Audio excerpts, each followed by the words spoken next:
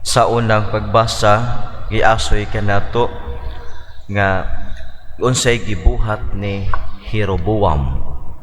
Kay sa kasaysayan sa mga Israelita, human sa pagpangulo ni Solomon, ang gingharian nga United Kingdom composed of 12 tribes of Israel, pag-abot na sa anak ni Solomon as prophesied nga human sa kamatayon ni Solomon ang gingharian mabahin. 10 tribes ni uban kang Jeroboam og duha ka tribo nahibilin ngadto kang Rehoboam nga anak ni Solomon. Now karon ang problema kay there was only one temple, the temple in Jerusalem. So ang gibuhat ni Jeroboam, nagtukod siya og mga halaran, nagtukod siya og mga simbahanan didto sa mga tao, og ito himuan niya og nating baka, og miingon siya, kini mao atong Dios, dinhi kita magsimba, not anymore in Jerusalem. Og didto nagsugod nga nasalaag ang Israel tungod kay they worship the image sa baka nga gipahimo ni Jeroboam. Nya pag-abot nato sa gospel usab karon, atong nadungog nga adunay daghang mga tao. So this is another miracle. Kay sa una 5,000, karon 4,000 ka mga tao. Mialirong kang Jesus, unya mingon na nga itong Ginoo nga dili ko buot papaulion kini sila nga walay kaon tungod kay tulo na sila kaadlaw nga kuyog kanako. Busa kinahanglan makakaon na sila mamauli kay lagyo ra baning uban basig panguyapan sila diha sa kadalanan sa ilang pagpamauli. Gibati niya ang kaluoy og miingon ang mga tinun-an, wa may tindahan dinhi asa man ta dapit mamalit. And Jesus asked them, pila man kapan ang inyong dala? Nya mingon sila, dunay 7. So ipagawas ka ng maong 7. Unya nagpasalamat si Jesus sa Dios og iya kining gipikas-pikas gihatag sa mga tinun-an, ug ang mga tinun-an pod miapod-apod niini sa mga tao. Mao pod ang ilang gibuhat ni adtong isda.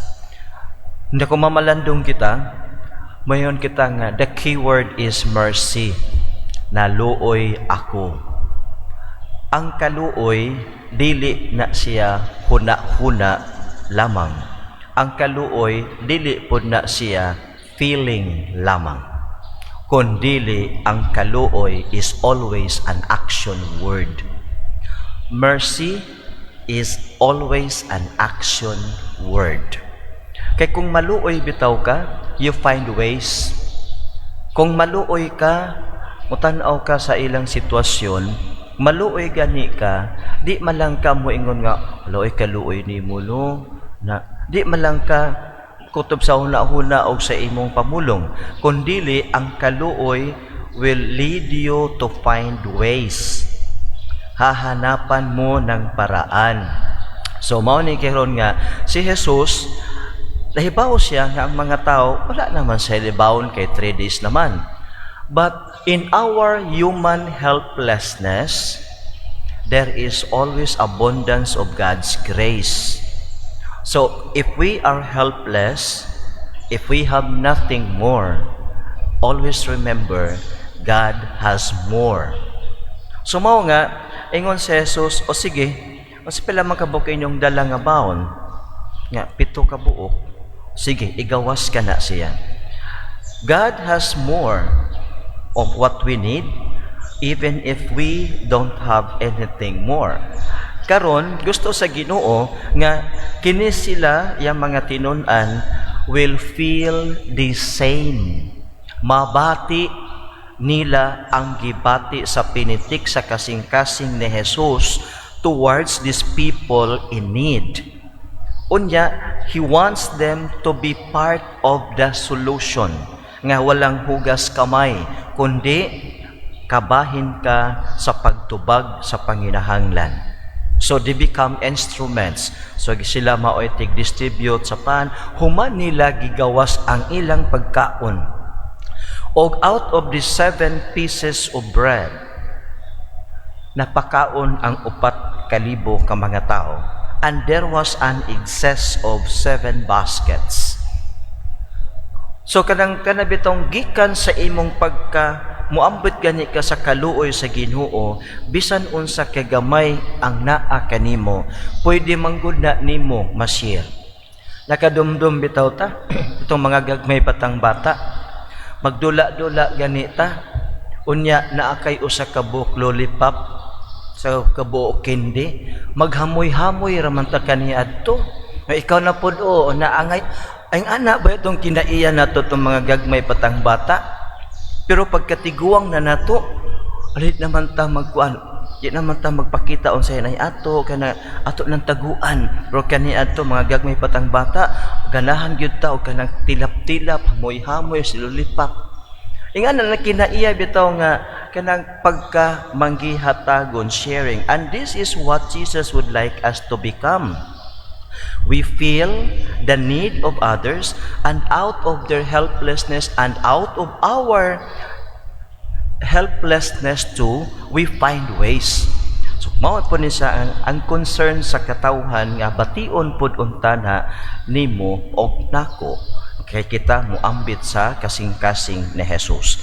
Now, in relation to this, if we look at the coming election, gitagaan ta og guide.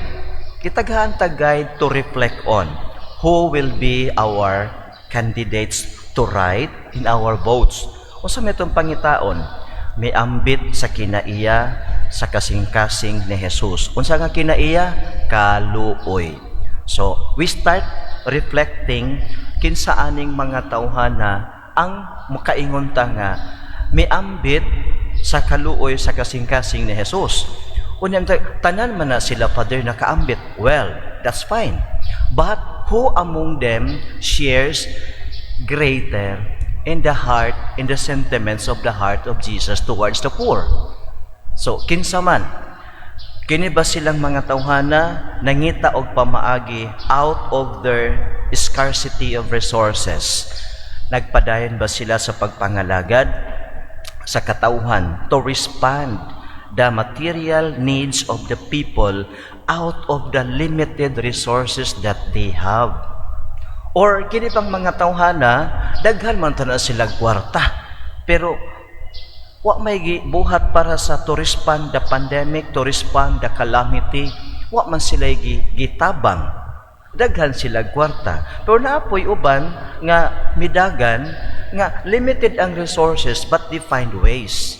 So mato tan-aw na asa man nila ani, kinsa man sila kining mga tawhana, kay ang kabubuton sa Ginoo nga kanang iyang pagbati sa iyang kasing-kasing towards the poor will become also ours. Mo bitaw sa kanang katapusan bitaw sa prayer sa Sacred Heart, kanang novena ba sa Sacred Heart, Jesus, himua ang among kasing-kasing nga mahisama sa imong kasing-kasing. We end in that way sa prayer to the Sacred Heart. Himuon ang atong kasing-kasing nga sama sa kasing-kasing ni Jesus. Kay dunay uban nga wa tay resources. So tungod kay way resources, walay action.